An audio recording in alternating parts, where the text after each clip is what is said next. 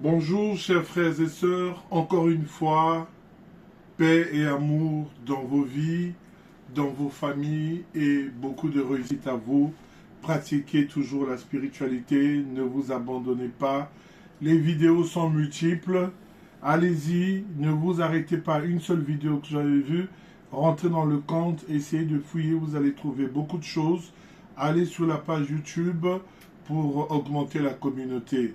Il y a une vidéo où j'ai donné le nom de la page YouTube est donné dans une vidéo.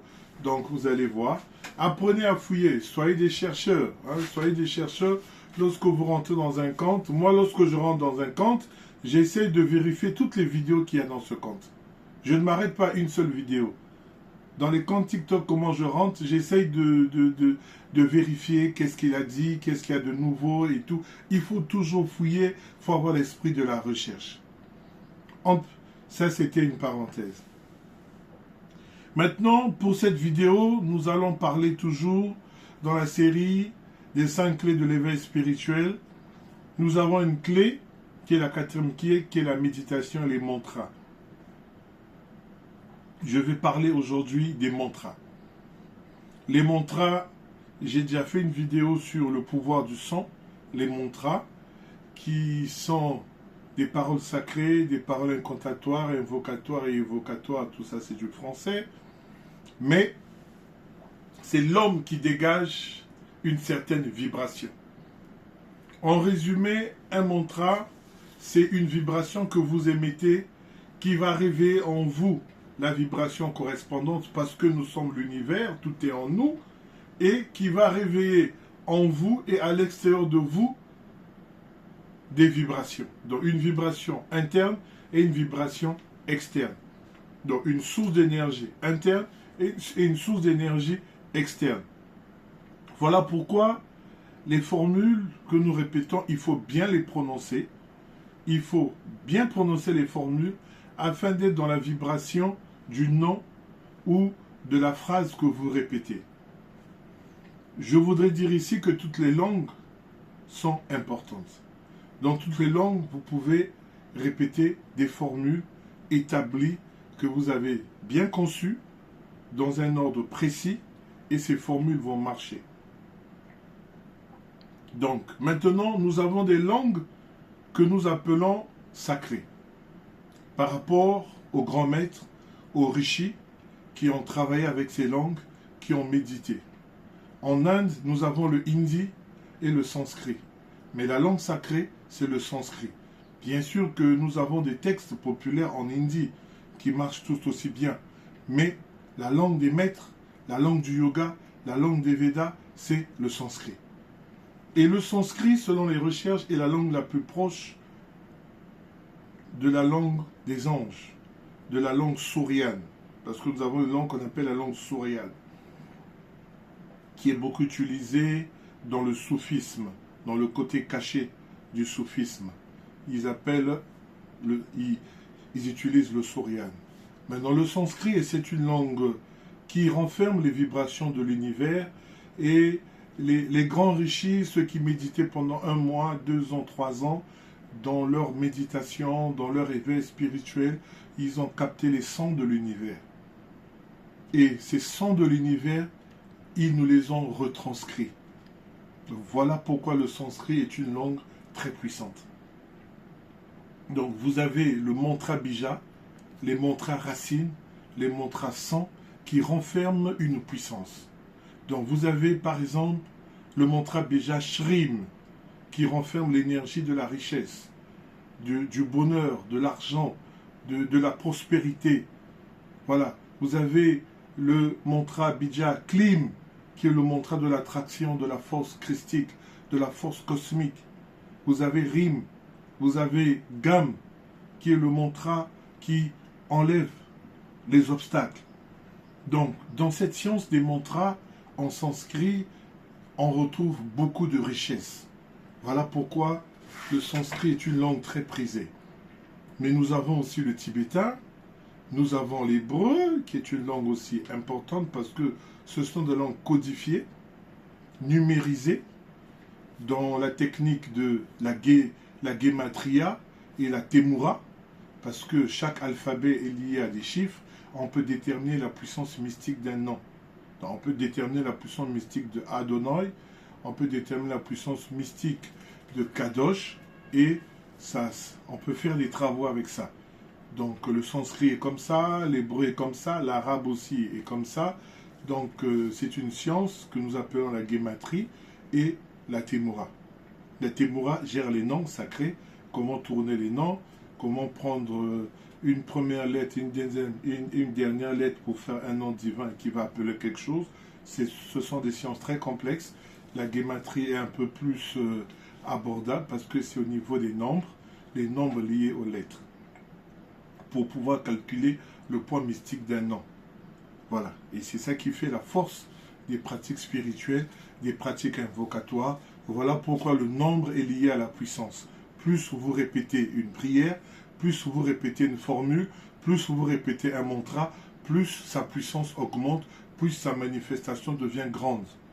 Donc ne vous limitez pas à une seule répétition, mais il faut faire plusieurs répétitions.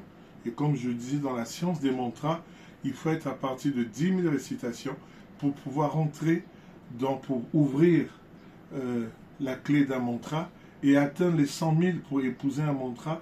Et après, vous allez dans les grands nombres. Voilà. Vous avez un témoignage d'une chambre, d'une salle d'un maître yogi qui répétait toujours Om Namah Shivaya. Et lorsqu'un monsieur est venu, il a demandé, moi je veux répéter, je veux apprendre un mantra, quel mantra me conseillez-vous? On lui a dit, rentre dans cette chambre, médite et tu vas entendre. Il est rentré dans cette chambre de prière, là où il répétait un grand maître durant des années. Il a fermé les yeux, il écoutait Om Namah Shivaya, Om Namah Shivaya. Donc les murs récitaient le mantra. Parce que ce maître-là avait tellement récité le mantra Om Namah Shivaya toute sa vie que toute la salle était imprégnée de Om Namah Shivaya. Donc la vibration avait imprégné les murs et les murs pouvaient retransmettre cette vibration. Donc vous voyez là le pouvoir vibrationnel des mantras. Donc pour revenir à cela, il y a des mantras pour chaque catégorie d'énergie. Parce que l'univers a des canaux, comme les ruches d'abeilles. Il y a le canal de la prospérité, de la richesse, le canal de la santé, le canal de la guérison, le canal Il y a des canaux pour tout. Donc voilà pourquoi Shrim c'est la richesse, Gam c'est les obstacles, Klim c'est l'attraction. Donc vous avez des mantras qui gèrent des canaux spéciaux de la vie. Voilà, et c'est lié à des divinités hindoues, des divinités bouddhistes, des noms divins hébraïques, des noms divins arabes dans le Coran, avec les Yalatif, les Yawadoudou pour l'amour. Voilà, donc vous avez tout ça dans ces religions-là, dans ces courants spirituels-là. On va les appeler comme ça. Vous avez tout cet énorme pouvoir qu'il y a dans les mantras. Donc, pour aller dans le vif du sujet, donc, je vais donner quelques mantras et qui sont très importants. Je vous donne des pistes afin de résoudre, afin de méditer et de rester ces mantras pour bénéficier du pouvoir de ces mantras. Comme je vous l'ai dit, le pouvoir de ces mantras, il est d'abord intérieur, après il est extérieur. Donc chaque mantra que vous prononcez normalement vous donne un bénéfice. Voilà. Donc pour cela, qu'est-ce que nous allons faire?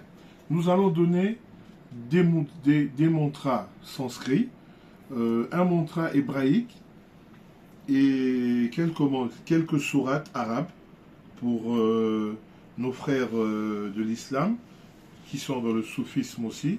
Voilà, ça va donner beaucoup de choses intéressantes. Donc,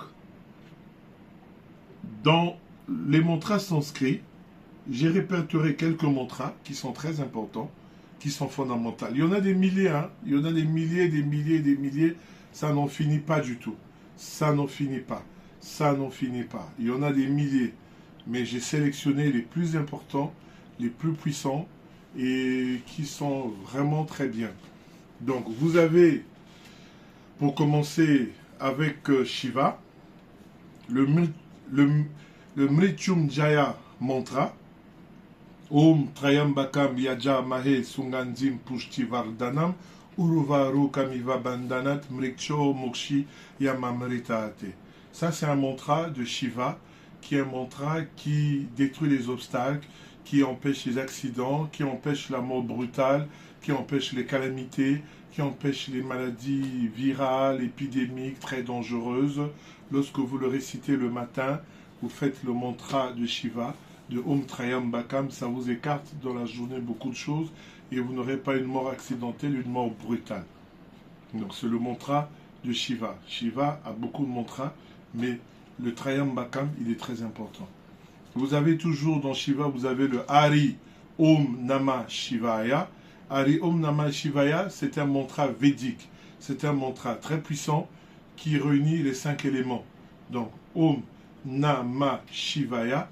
Namah Shivaya, les 5 syllabes représentent les 5 éléments. Donc lorsque vous répétez le mantra Om Namah Shivaya, vous êtes dans la pratique des 5 éléments, vous réveillez les 5 éléments en vous et vous attirez les 5 éléments, vous rentrez en harmonie avec les 5 éléments, le feu, l'air, l'eau, la terre et l'éther, le chi. Donc c'est un mantra très important qui purifie le karma, c'est un mantra védique, un mantra très ancien, qui est répété à longueur de journée en Inde. Il y a des maîtres qui ont fait le vœu de Om Namah Shivaya toute la vie. Donc c'est pour vous dire l'importance de ce mantra. Il résout tout. Mais bien sûr, il faut rentrer dans la fréquence, dans la vibration et dans le nombre, comme je dis. Les mantras se répètent 108 fois. Et le tour d'un chapelet, voilà, ça fait 108 fois. Voilà, ça c'est mon chapelet. Ça c'est avec les graines de Rudraksha. Ce sont des graines sacrées de l'Inde qui sont les larmes de Shiva.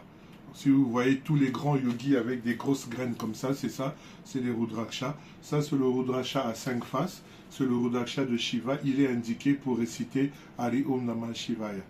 Voilà, il y a plusieurs formes de Rudraksha, très chères, voilà. Mais ça, c'est le plus moins cher aussi. Voilà.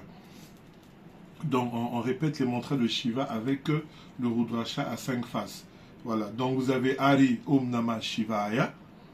Maintenant, vous avez le mantra toujours dans la protection, vous avez le mantra de Narsimha, le roi lion.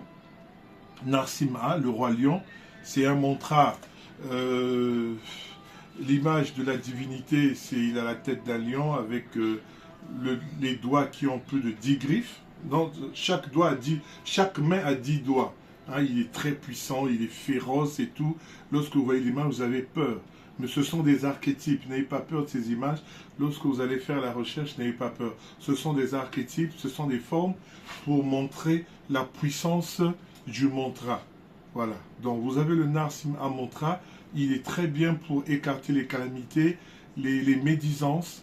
Voilà, les calomnies, les médisances, le mauvais œil, les attaques des ennemis, lorsqu'on parle trop de vous, les gens sont derrière vous. En tout cas, lorsque vous invoquez Narsimha, il vient déchiqueter les gens. Voilà, ce mantra c'est Om Ugram Viram Mahavishnum Jolantam Sarvato Mukam Narsimham Bishanam Badram Mricho Mrichum Nama Miyaham. Je vais faire la description sur YouTube, je vais recopier ça. Je vais les saisir sur YouTube. Lorsque vous allez sur ma page YouTube, vous allez découvrir tous ces mantras là-bas. Parce que là, on ne peut pas faire ça sur TikTok. Donc, je donne la vidéo sur TikTok et le complément de la vidéo est sur YouTube. Parce que YouTube accepte des vidéos un peu plus longues par rapport à TikTok. Voilà. Donc, vous avez maintenant dans le cas du soleil, de l'attraction, de la protection et de la richesse, vous avez la Gayatri du soleil. Le mantra du soleil en Inde, qui est la Gayatri du soleil, qui est un mantra védique, qui est très important, qui vous fait apparaître le soleil dans votre vie, et qui vous révèle les chakras, qui vous soigne, qui fait beaucoup de choses. C'est la Gayatri du soleil, et c'est Om Bhurbhuva Swaha, Om Tat Savitur Varenyam, Om Bargo Devasya Dhimahi, Om Dio Yona Prachodayate. Om. J'ai ajouté les Om, c'est une forme plus contractée. Lorsque vous allez naviguer, vous allez voir, c'est juste Om Bhurbhuva Swaha, Tat Savituri Varenyam, Bargo Devasya Dhimahi, Dio Yona Prachodayat, Om. Voilà, mais il y a une forme plus complexe où on ajoute Om à chaque phrase. Voilà, et ça rend le mantra de la gravité plus puissant. C'est un mantra très important qui est très fort. Maintenant, vous avez le mantra secret de Krishna qui résout tous les problèmes aussi, que j'ai beaucoup expérimenté. J'ai remis à certaines personnes qui l'ont expérimenté, ils ont vu des solutions à leurs problèmes. C'est le mantra Om, Shrim, Rim, Klim, Krishnaye, Govindaye, Swaha. C'est le mantra secret de Krishna. C'est le Ishapurti mantra, qui est très puissant aussi. Voilà. Lui, il attire tout. Il fait la richesse, il fait la protection, il fait le dégagement, il fait tout. C'est un mantra très important. Bien sûr, vous avez notre mantra que j'ai donné de l'étoile. Klim, Krishnaya, Govindaya, Gopijana, Valabhaya, Swaha. Très important aussi.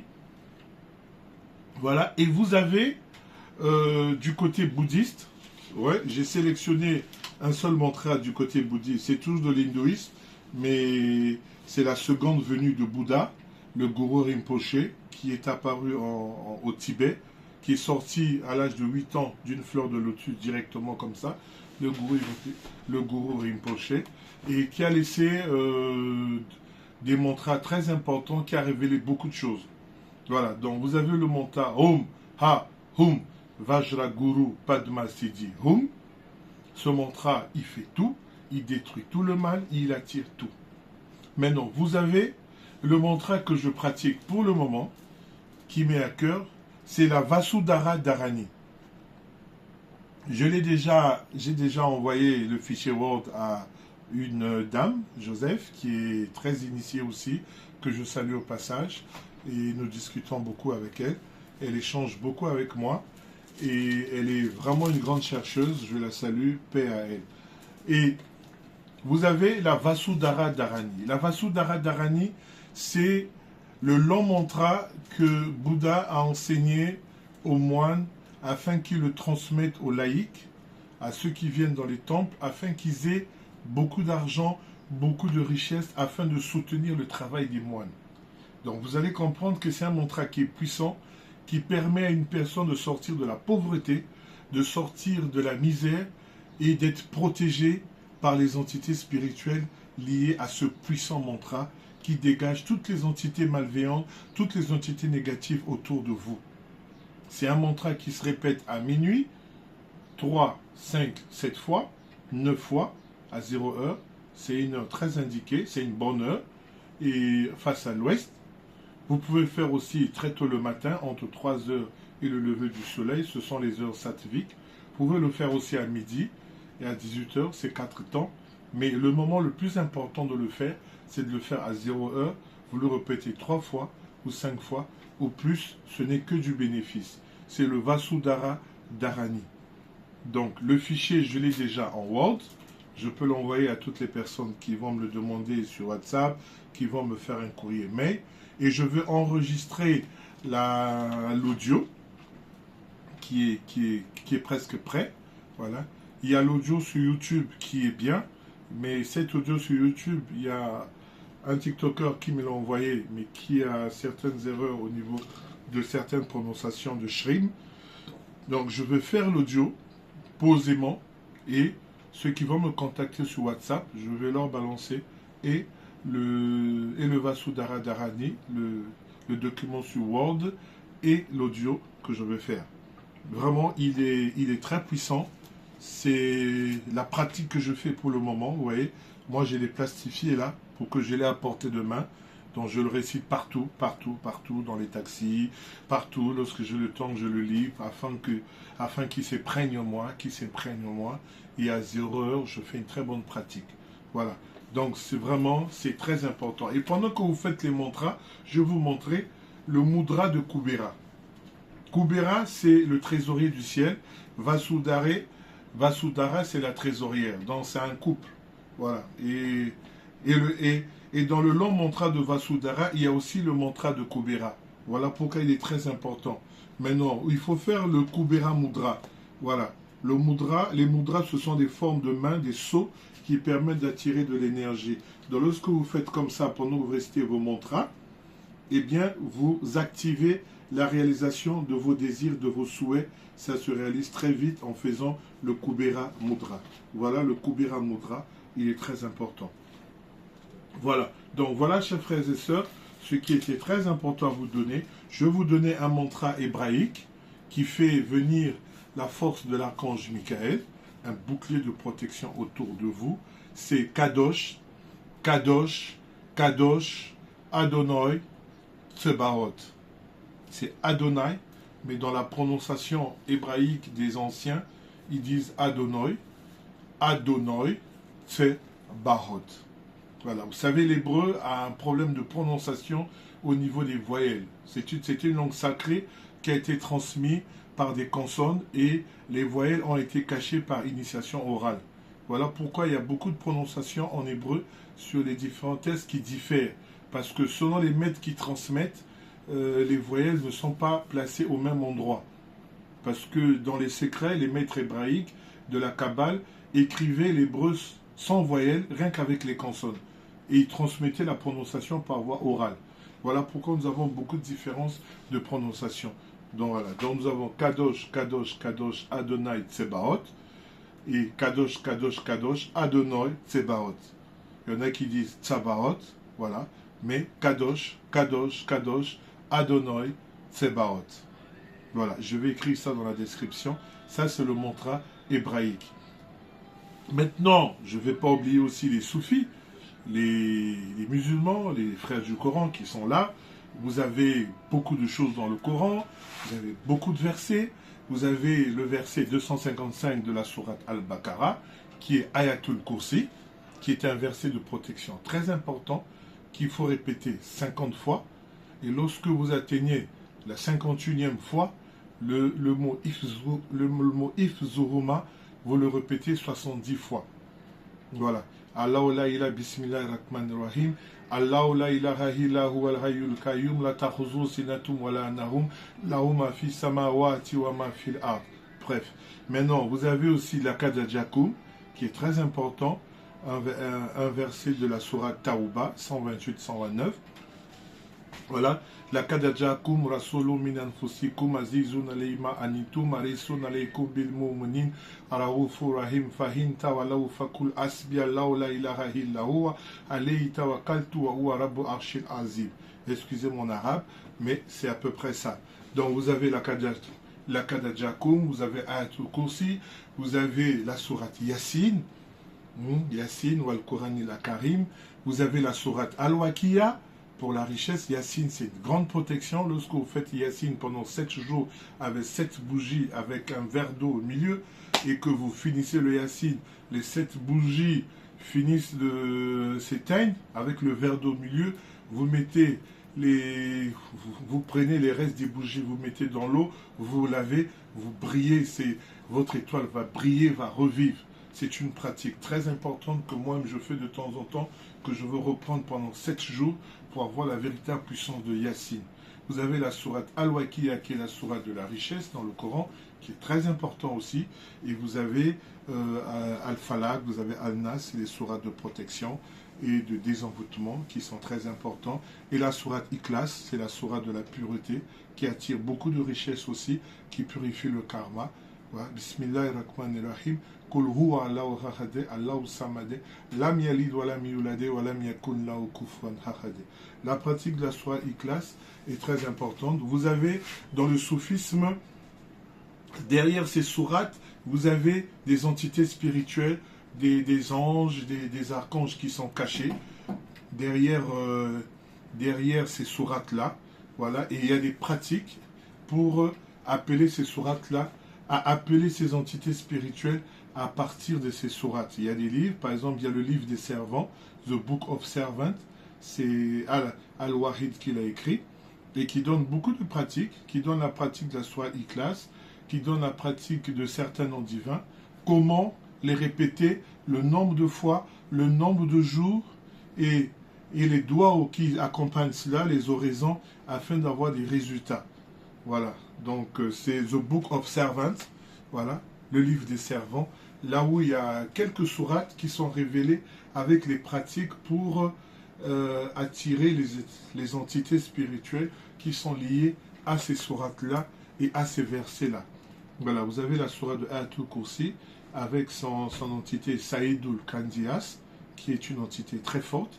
Donc il faut répéter 50 fois, 170 fois et 313 fois Ayatul Kursi avec le doigt de Kandias, et vous avez le contact avec l'entité, et bien sûr c'est une force spirituelle. Donc voilà à peu près les pratiques de mantra que je voulais donner. C'est très important, les mantras sont très importants, donc pratiquez, fouillez. Je veux donner les descriptions sur YouTube, allez-y, faites-vous plaisir.